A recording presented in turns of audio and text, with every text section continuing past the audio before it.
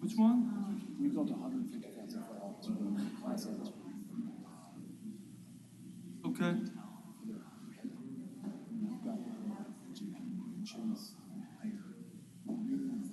First bank, we've got really good teams. High credit for you. Right. It's a good asset. It's a great asset. I'm having trouble for anything less than 7.5.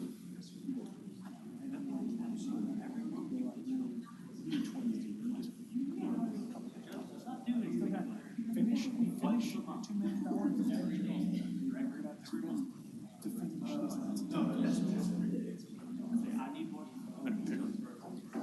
just the work. We all are. We have 6 years. So it wasn't like it's, I don't know, it wasn't like intentional. Oh, well, No. I mean, we're all kind of in the same boat. You think anything's going to change next year? I did. I was outside.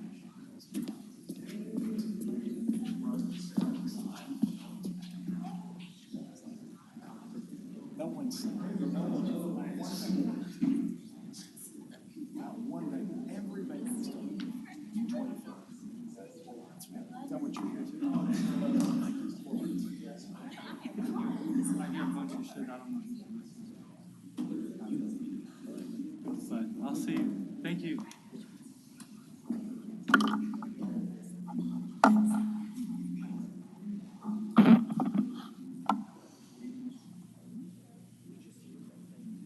I'm back up.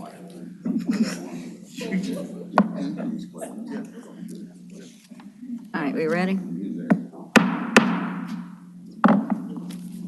Good afternoon. The Memphis Landmarks Commission is hereby called to order for its regularly scheduled meeting of November the 17th, 2022. My name is Cindy Tucker, and I'm the chair of the commission. Mr. Brett Ragsdale serves as executive secretary of the commission. May I have a roll call? Yes, ma'am. Mr. Warren? Present. Mr. Walker? Present. Ms. Strong? Present. Ms. Love? Present. Mr. Gill? Here. Ms. Boyd? Here.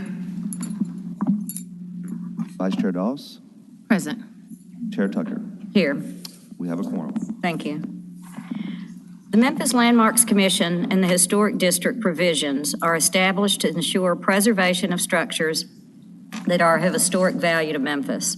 Our function is to preserve significant resources, enhance community pride, and foster civic beauty and ensure compatibility within designated historic districts. The Commission is authorized to review projects and determine their appropriateness based on the design review guidelines. At this time, I would like to swear in the staff. You may remain seated. Do you swear to tell the truth, the whole truth, and nothing but the truth, so help you God? I do. Thank you. May I have a motion to approve the minutes from last month's meeting? So moved. Second? Second. All in favor, say aye. Aye. Okay, thank you. Mr. Secretary, please provide us a secretary's report if there is one, and then explain the procedure for the meeting. I don't have a secretary report, so I'll just go into the procedures, and they will be as follows. I will introduce each case as listed on the agenda. Copies of the agenda are found on the right podium.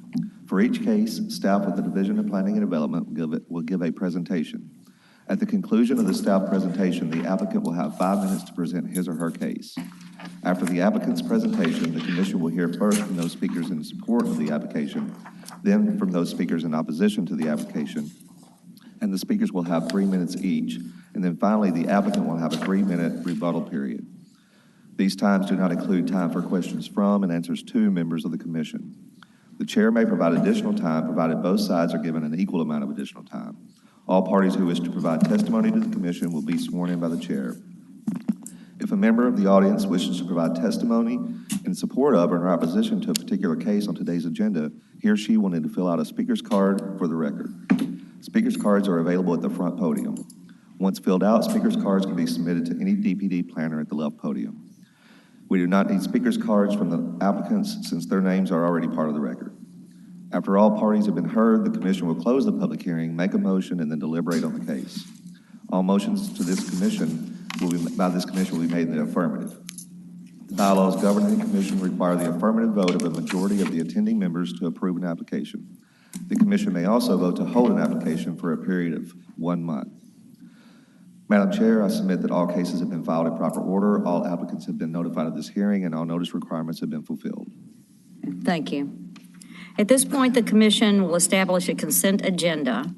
To establish the consent agenda, the secretary will call out each eligible case. If any member of the audience or the commission objects to a case being placed on the consent agenda, he or she should do so by a show of hands when the secretary reads the case. Once the consent agenda is established, the commission will vote on all cases placed on the consent agenda as a whole and will not hold individual public meetings on each case.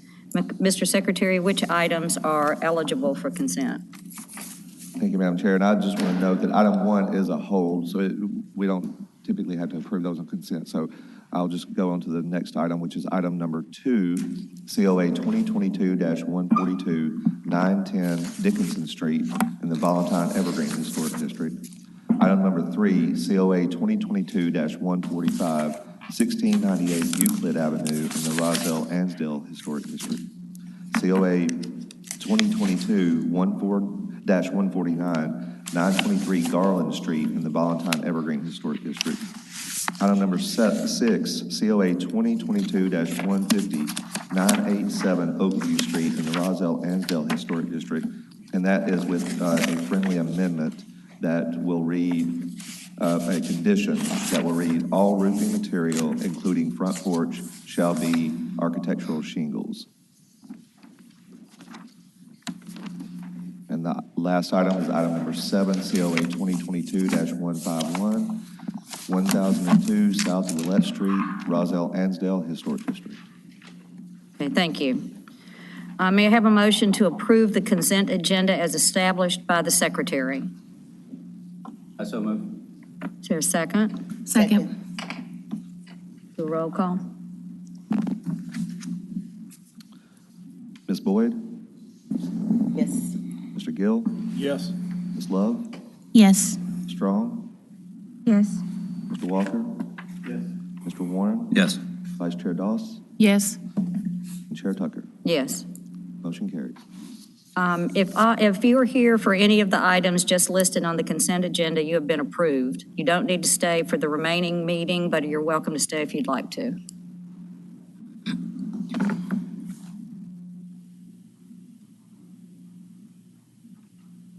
Okay. At this point, I would like to state that the minor COA applications as listed on the agenda have been approved and reviewed and approved by the commission. The commission will now continue with the regular hearing of the major COA applications as listed on the agenda. Mr. Secretary, please call the first case. Item number 4, COA 2022-147, 1657 Glenview Avenue in the Glenview Historic District.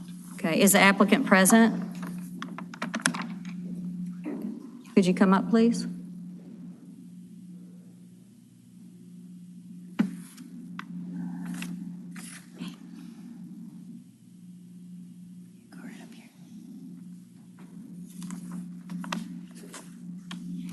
Okay, thank you. Could you state your name and address for the record? Erica Liavanos, 1657 Glenview Avenue. Okay, thank you. Would you raise your right hand? Do you swear to tell the truth, the whole truth, and nothing but the truth, so help you God? Yes. Thank you. Have you reviewed the staff report? Say that again? Have you read the staff report? Yes. Okay. Do you agree with the staff report and the conditions? Yes, ma'am. Okay, thank you. Since we have opposition to this case, we'll see the staff report. Okay. Good afternoon. I'm Margot Payne with the Division of Planning and Development. This property is located at 1657 Glenview Avenue in the Glenview Historic District. It's a single-story craftsman-style bungalow with brick veneer built in 1920. Work was started without a COA, resulting in a stop work order issued on July 22nd. Roughly half of the previously unpainted brick facade and wood trim have been painted with white paint. Glenview's guidelines explicitly state that brick or stone, which was not painted originally, should not be painted. And if masonry has been painted, it should be painted a brick color. So the proposed paint scheme of white with black trim does not meet the guidelines. Staff recommends approval for exterior alterations with 4 conditions. 1, that the masonry shall be painted a brick color, such as red or brown. 2, that all wood and concrete architectural elements shall be painted a contrasting color from the masonry. Stucco elements may be painted the same color as the masonry, the wood, or concrete, or a third color. And 3, all masonry shall be repaired and repointed in kind prior to the completion of exterior painting. And that concludes my presentation. I'm happy to answer any questions. Commissioners have any questions for staff?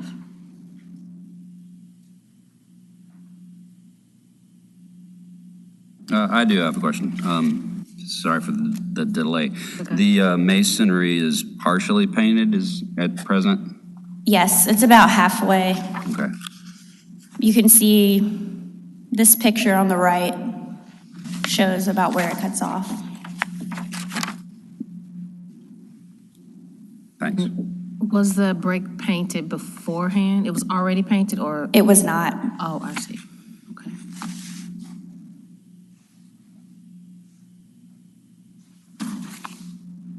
Any other questions for staff?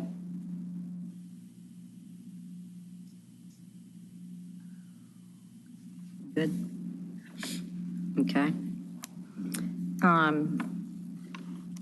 You have 5 minutes to make a statement for, if you have any thoughts on, No. did you have any thoughts that you wanted to say, any kind of statement that you wanted to make about the project? No. So you agree with all the conditions that are on there Yes. to do? Okay, do we have any questions of the applicant? Okay. So we have one speaker. You can sit for a second. We have one speaker. Is it Sandra Warner? Would you come up, please?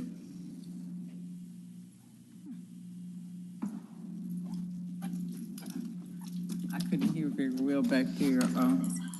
Could you I want state? to know. Could you state your name and address, Oh, please? sorry. Sandra Gale Warner, 1840 Waverly Avenue. Okay. Would you raise your right hand? Do you swear to tell the truth, the whole truth, and nothing but the truth? So help you God. I don't swear on the Lord, but I will tell the truth. Okay. Okay. All right. And you have 3 minutes to state what you want to say. The house in question, all along the side and in the back and all around it is a red brick. In the front, about a quarter away right here is where the white, they've painted the front porch and everything is white, and there's white here. There's a glaze that has been put on the houses in the historic areas, and eventually that white paint will wash off. It'll be like a wash off.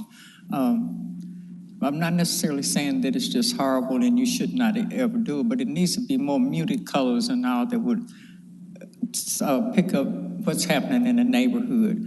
We're having problems with that. There are people painting houses pink and white and different colors like that, and that's going to have a big effect on the historic area that we're living in.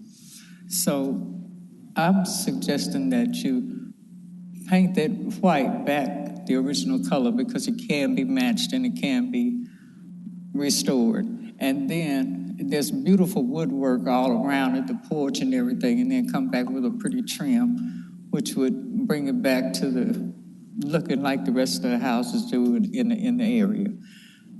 I know it's asking a lot, and I know people love their new houses. You know, you just bought them and you want to put something into them, but you also know the area that you moved into, and you look around at it, and you should want to blend in and be a neighbor. That's all I really got to say. Okay, do commissioners have questions for Ms. Warner? Okay, thank you. You're welcome. Did you want to say anything else, ma'am?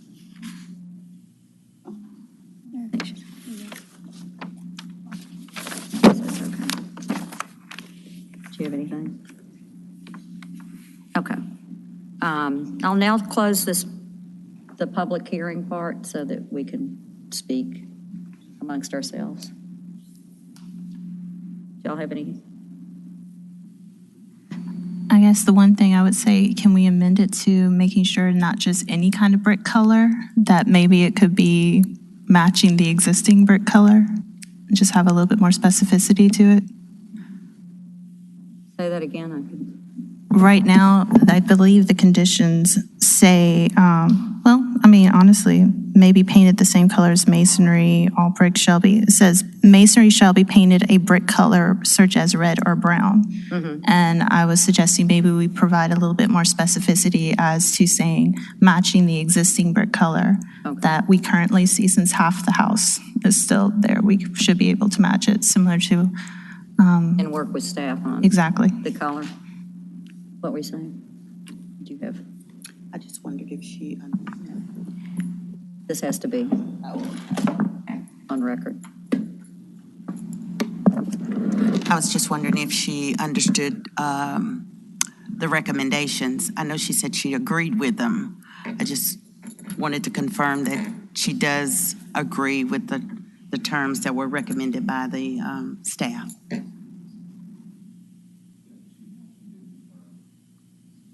Oh, yeah, you're on. Well, it's green.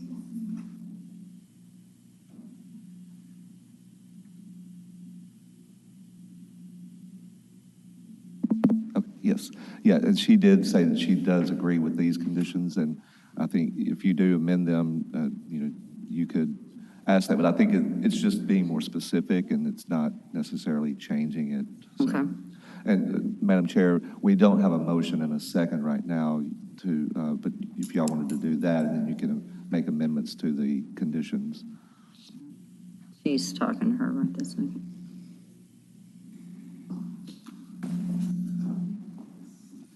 She has paint color selections to show y'all, just an alternative, but she is amenable to matching the brick color if that's what you prefer. The white would be the trim and the brown for the body.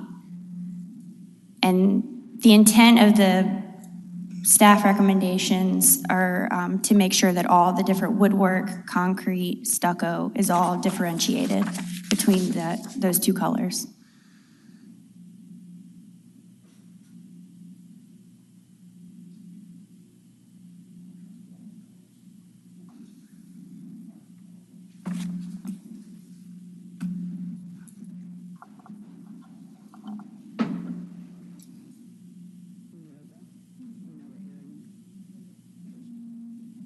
Red?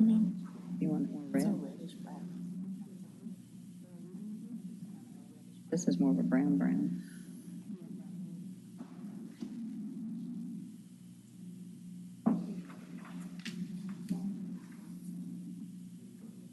You want to say something about that?